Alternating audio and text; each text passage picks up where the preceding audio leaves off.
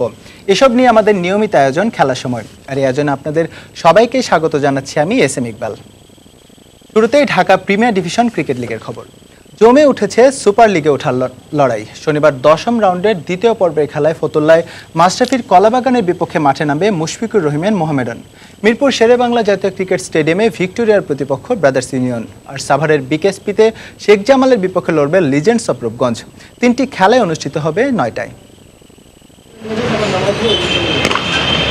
জিতলেই super লিগে মোহামেডান, এমন সমীকরণ নেই। ফতুল্লায় কলাবাগানের বিপক্ষে মাঠে নামবে মুশফিকুর রহিমের দল। আর হারলেই সুপার লিগে খেলার কাগজে কলমে যে সম্ভাবনাটুকু আছে তাও শেষ হয়ে যাবে কলাবাগান ক্রীড়া চক্রের। তাই সুপার লিগের ক্ষীণ আশা টিকে রাখতে জয় ছাড়া ভিন্ন কিছু ভাবছে না মাশরাফির কলাবাগান। ডু অর ডাই ম্যাচকে সামনে রেখে মিরপুর একাডেমি মাঠে দুই দলের খেলোয়াড়রাও অনুশীলনে মনোযোগী।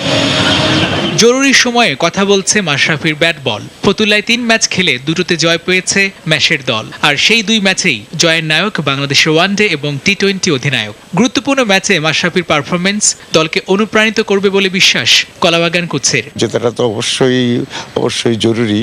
তো সকল প্রচেষ্টাই জয়ের জন্যই থাকবে। সবাই নিজেকে যেন মাশরাফির যোগ্য সহযোগী হিসেবে উপস্থিত করতে পারে সেই চেষ্টা সবাই অবশ্য করবে।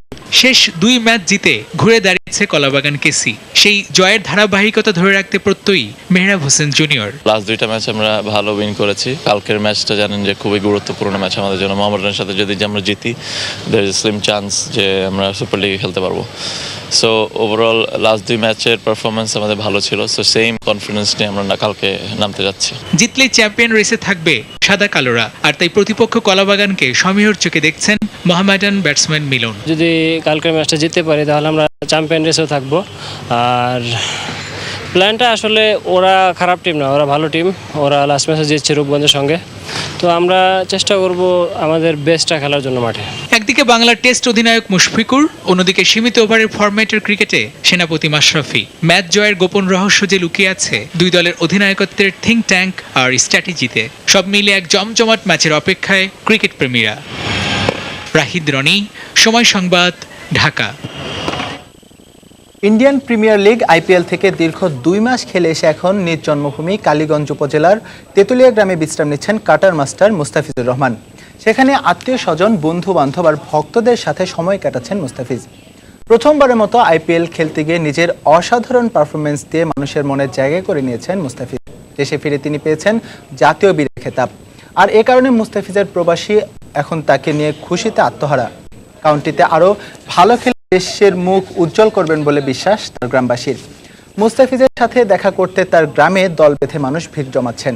গণমাধ্যমের সাথে কথা না বললেও ভক্তদের সাথে কথা বলছেন এই টাইগার ক্রিকেটার। শুধু কথা বলে নয়, ভক্তদের সাথে ছবিও তুলছেন এই কাটার মাস্টার।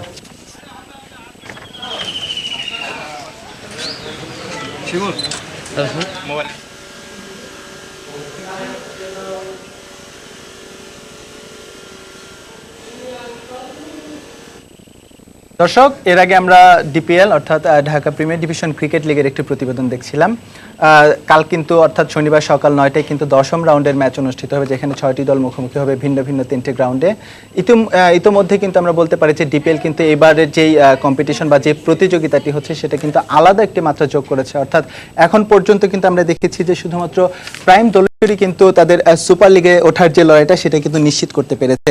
পক্ষান্তরে বাকি যে 11টি দল আছে, 11টি দলের মধ্যে থেকে 2টি দলের কথা বলা যেতে পারে। সেটা হচ্ছে একটি হচ্ছে সিসিএস অর্থাৎ ক্রিকেট কোচিং স্কুল এবং হচ্ছে কলাবাগান ক্রিকেট একাডেমি। তাদের বিদায় কিন্তু বলা যায় যে মোটামুটি নিশ্চিত, তারা কিন্তু নিশ্চিত হয়ে গেছে। এছাড়া বাকি যেই আরও যে 9টি দল আছে, 9টি দলের মধ্যে লড়াইটি কিন্তু চূড়ান্ত হাড্ডাহাড্ডি চলে গিয়েছে, যার একটি বড় একটি রূপরেখা বা যেটাই বলি না কেন আগামীকালের ম্যাচে আমরা দেখতে পাবো যে কারা সুপার লিগ নিশ্চিত করছে। এখানে দর্শক আমরা দেখতে পাচ্ছি পয়েন্ট টেবিল প্রিমিয়ার ডিপিএল এর প্রথম যে 5টি দল। প্রথমে দেখতে পাচ্ছি আমরা প্রাইম দলেশ্বর, তারা 10 ম্যাচ খেলেছে। 10 ম্যাচে তারা 14 পয়েন্ট নিয়ে তারা ইতিমধ্যে নিশ্চিত করেছে।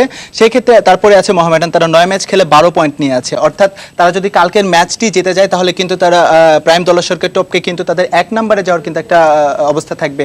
এরপর এরপরে আছে যথাক্রমে আবাহনী, তাদেরও পয়েন্ট কিন্তু 12, কিন্তু তারা একটি ম্যাচ বেশি খেলেছে, অর্থাৎ তারা 10 ম্যাচে তাদের সংগ্রহ হচ্ছে 12 পয়েন্ট। এবং ভিক্টোরিয়া যথারীতি তারা কিন্তু একটা অ্যাডভান্টেজ পাবে, কারণ তারা 9 ম্যাচে 11 পয়েন্ট, এবং রূপগঞ্জ তারাও কিন্তু 9 ম্যাচে তাদের সংগ্রহ হচ্ছে 11 পয়েন্ট, অর্থাৎ তাদের সামনে কিন্তু দুটি ম্যাচ আছে, অর্থাৎ দুটি ম্যাচে যদি তারা জিততে পারে তাহলে কিন্তু তাদের পয়েন্ট হয়ে যাবে সেক্ষেত্রে 15, এবং বলা যায় যে তারা অনেকটাই কিন্তু সুপার লিগ নিশ্চিত করার দিকে এগিয়ে যাবে। আর তারপরেই আছে 6 নম্বরে আমরা দেখতে পাচ্ছি গাজী গ্রুপ ক্রিকেটার্স, তাদের সংগ্রহ 10 পয়েন্ট।